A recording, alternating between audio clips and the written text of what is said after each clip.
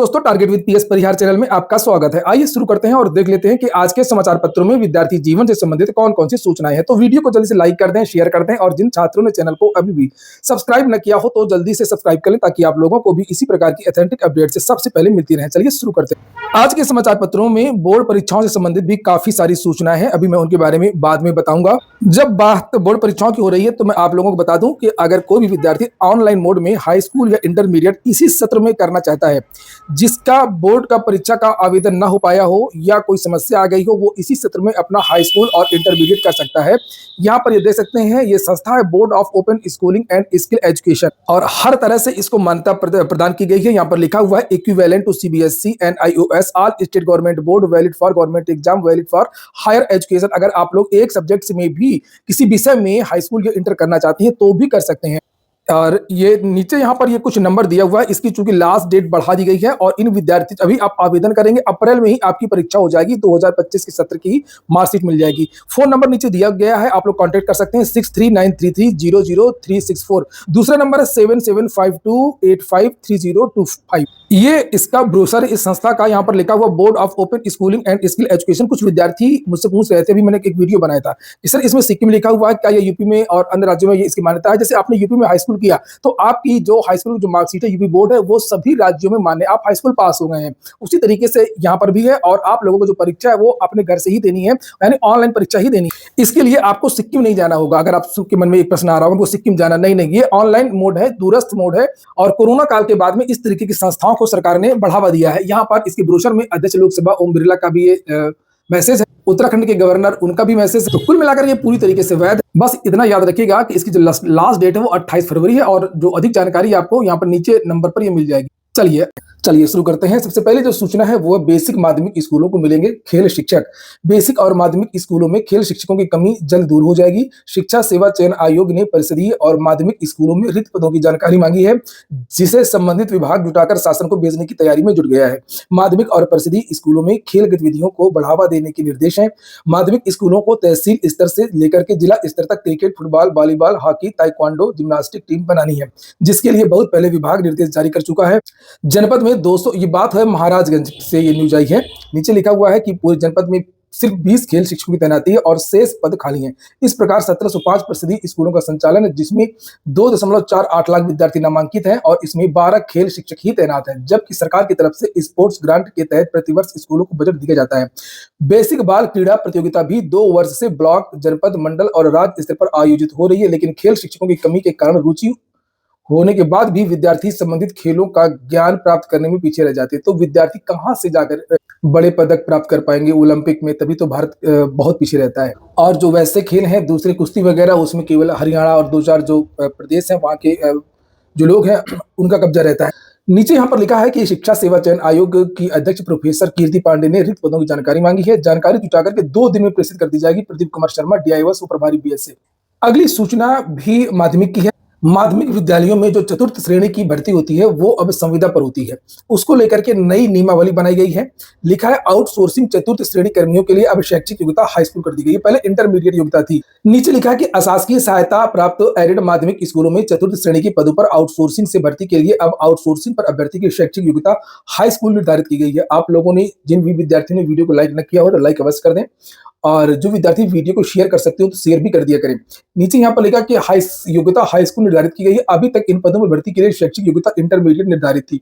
जिस जिले का विद्यालय होगा उसी जिले के स्थानीय निवासी को अब भर्ती किया जाएगा। दूसरे जिले के विद्यार्थी आवेदन नहीं कर पाएंगे। ऑनलाइन पोर्टल के माध्यम से पारदर्शी ढंग से नियुक्ति प्रक्रिया पूरी की जाएगी। आउटसोर्सिंग पर चतुर्थ श्रेणी कर्मियों की भर्ती के लिए संशोधित शैक्षिक अर्हता सहित अन्य बदलाव को लेकर के विशेष सचिव माध्यमिक शिक्षा उमेश चंद्र की ओर से शासनादेश जारी हो गया है। पहले ये जो भर्तियां हुआ करती थी ये परमानेंट हुआ करती थी। अब उत्तर प्रदेश में जितने भी चतुर्थ श्रेणी के विभाग हैं सभी में अब संविदा भर्ती की जाती है। अगली सूचना भी विद्यालयों से संबंधित ही है। शिक्षा मित्रों का मानदेय बढ़ाने का फिलहाल कोई प्रस्ताव नहीं है। कल फिर से संदीप सिंह ने बात को दोहराया है, जो शिक्षा मंत्री हैं। उन्होंने कहा 10,000 रुपए मिल रहा है और अभी 10,000 रुपए ही मिलेगा। और कल इनका एक पत्र भी वायरल हो रहा था, जिसको लेकर के मैंने कल देर रात को वीडियो भी बनाया था, जिसमें इन्होंने फिर से नई भर्ती को लेकर के अनुपात समानुपात की बात दोहराई है और ये कहा है कि उत्तर प्रदेश जितने भी प्राथमिक विद्यालय हैं और उच्च प्राथमिक विद्यालय हैं वहां पर हमारा अनुपात समानुपात बराबर है। अभी भर्ती करने की कोई योजना नहीं है और ये कल सोशल मीडिया में दिन भर वायरल भी होता रहा। मानदेय को लेकर के सूचना अन्य जगह भी दी गई है, जिससे आप लोग यहाँ पर ये देख सकते हैं। सीबीएसई ने बदलाव कर दिया है, अब लिखा है अगले वर्ष से 10वीं की बोर्ड परीक्षा 2 बार होगी। अब बोर्ड परीक्षाओं की सूचनाएं कुछ लिखा है, सीबीएसई अब 10वीं कक्षा की परीक्षाएं साल में 2 बार कराएगा। 2025-26 सत्र में 10वीं की बोर्ड परीक्षा 2 बार होगी। सीबीएसई ने इसे लेकर 9 मार्च तक लोगों से सुझाव भी मांगे हैं। अधिकारियों ने कहा कि शिक्षा मंत्रालय की अध्यक्षता में हुई एक अहम बैठक में बोर्ड के मसौदे को मंजूरी दे दी गई है। केंद्रीय शिक्षा मंत्री की अध्यक्षता में एक महत्वपूर्ण बैठक हुई थी, जिसमें मसौदा नीति परिवर्तन पर विस्तार से चर्चा की गई थी और इस पर लोगों की राय मांगने का फैसला हुआ था। अधिकारियों का कहना है कि राष्ट्रीय शिक्षा नीति एनईपी 2020 के तहत बोर्ड परीक्षा में अपना प्रदर्शन सुधारने के लिए छात्रों को दोबारा मौका दिया जा रहा है। पहली बार बोर्ड की परीक्षा वर्ष 2026 में 17 फरवरी से लेकर के 6 मार्च तक होगी, जबकि दूसरी परीक्षा 5 मई से लेकर के 20 मई तक हो सकेगी। इससे विद्यार्थियों का जो 1 साल का जो प्रेशर होता है कि नंबर खराब आएंगे या अच्छे आएंगे, क्या होगा, उसको लेकर जो टेंशन है वो कुछ कम होगा। यूपी बोर्ड के लिए एक और सूचना, जो परीक्षाएं चल रही हैं, लिखा है नकल करते पकड़े गए विद्यार्थियों पर दर्ज नहीं होंगे आपराधिक केस। इसका मतलब ये नहीं कि आप लोग नकल करेंगे, कार्रवाई तो होगी, बस ये है कि आपराधिक केस नहीं होगा। लिखा यूपी बोर्ड की परीक्षा में नकल करते या अनुचित साधन का उपयोग करते हुए पकड़े जाने पर छात्राओं पर आपराधिक मुकदमे नहीं लिखे जाएंगे। ऐसे विद्यार्थियों के संबंधित प्रश्न पत्र की कॉपी का मूल्यांकन नहीं करने समेत अन्य कार्रवाई की जाएगी। प्रदेश सरकार की नई परीक्षा नीति में सुनियोजित तरीके से नकल कराने वाले तथा पेपर आउट कराने समेत अन्य गतिविधियों में लिप्त नकल माफिया के खिलाफ आपराधिक मुकदमा लिखाने के साथ कठोर कार्रवाई के प्रावधान किए गए हैं। यह प्रावधान बोर्ड परीक्षा में भी लागू होंगे। जो दलाल हैं, जो ठेकेदार हैं, उन पर कार्रवाई होगी। जो शिक्षा माफिया उन पर कार्रवाई होगी, लेकिन विद्यार्थियों पर नहीं। लिखा, लेकिन विद्यार्थियों पर आपराधिक मुकदमे नहीं लिखाए जाएंगे। बोर्ड के सचिव की ओर से मंगलवार को जारी पत्र में स्पष्ट किया गया है कि 15 जुलाई 2024 को लागू उत्तर प्रदेश सार्वजनिक परीक्षा अधिनियम के प्रावधान विद्यार्थियों पर लागू नहीं होंगे। और नीचे लिखा, यदि छात्र छात्रा अनुचित साधनों का उपयोग करते हुए पकड़ा जाता है तो संबंधित प्रश्न पत्र की उत्तर पुस्तिका का मूल्यांकन नहीं किया जाएगा, साथ ही अन्य कार्रवाई भी की जाएगी। वहीं पर एसएससी की भी एक सूचना दी गई है आज के पेपर में। ये जो सूचना है मैंने आप लोगों को 2 दिन पहले दी थी, जो एसएससी की ऑफिशियल वेबसाइट पर जो नोटिस जारी हुई थी। लिखा है सीजीएल में पदों की संख्या अब 17,727 से बढ़कर के 18,174 हो गई है। तो सीजीएल 2024 का जो नोटिफिकेशन जारी किया गया है, विभागवार वर्गवार जो पूरे पदों की जो संख्या है वो जारी कर दी गई है। आप जाकर के देख सकते हैं। कल एग्जाम में एक और बवाल हो गया। इंटर विज्ञान के छात्रों को मिला कला वर्ग के हिंदी का प्रश्न पत्र प्रदर्शन। डीएम बोले 10 मिनट बाद ही मुहैया करा दिया गया दूसरा प्रश्न पत्र। ऐसा एक बार और हो चुका था।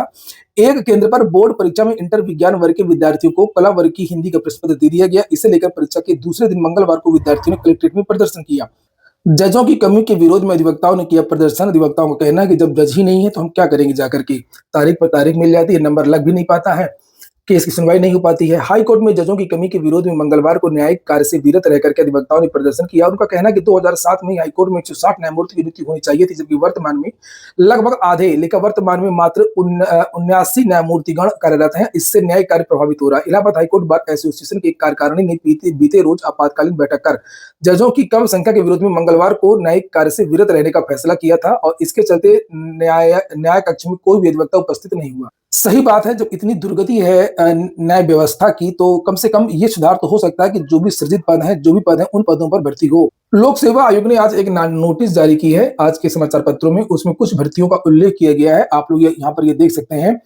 स्वास्थ्य विभाग की ये भर्ती है, department of medical health and family welfare, allopathy medical officer grade 2। यहाँ पर ये देख सकते हैं general surgeon, euro surgeon, chest surgeon, plastic surgeon और नेफ्रोलॉजिस्ट। इन विद्यार्थियों का यहाँ पर कट ऑफ वगैरह जारी कर दिया गया है। लेकिन उक्त पदों के साक्षात्कार में उपस्थित अभ्यर्थियों के प्राप्तांक एवं कट ऑफ अंक आयोग की वेबसाइट uppsc.ub.nic पर 27 फरवरी से लेकर के 5 मार्च तक उपलब्ध रहेंगे। अभ्यर्थीगण अपने अनुक्रमांक एवं जन्मतिथि के आधार पर प्राप्तांक एवं कट ऑफ अंक अवलोकित प्राप्त कर सकते हैं। रेडियो संवर्ग के 936 पदों पर भर्ती के लिए शारीरिक दक्षता परीक्षा जल्द होगी। नीचे लिखा, सिपाही भर्ती की शारीरिक दक्षता परीक्षा संपन्न होने का हो रहा है इंतजार। उत्तर प्रदेश पुलिस भर्ती एवं प्रोन्नति बोर्ड द्वारा रेडियो संवर्ग में हेड ऑपरेटर एवं हेड ऑपरेटर मैकेनिकल के 936 पदों पर सीधी भर्ती के लिए शारीरिक मानक परीक्षा एवं दस्तावेजों की जांच जल्द की जाएगी। बोर्ड के अधिकारियों के मुताबिक सिपाही की सीधी भर्ती की शारीरिक दक्षता परीक्षा संपन्न होने के बाद रेडियो संवर्ग की भर्ती परीक्षा का आयोजन किया जाएगा। तो ये मामला हाईकोर्ट में चला गया था। ये उसके बाद में ये निस्तारित हुआ डबल बेंच से और लिखा है कि सिंगल बेंच के आदेश को निरस्त कर दिया गया। डिप्लोमा धारकों को ही योग्य मानते हुए भर्ती प्रक्रिया को पूरा करने का आदेश दिया गया। ये होगी आज का वीडियो। आज के वीडियो में इतना ही। पूरा वीडियो सुनने के लिए बहुत बहुत धन्यवाद।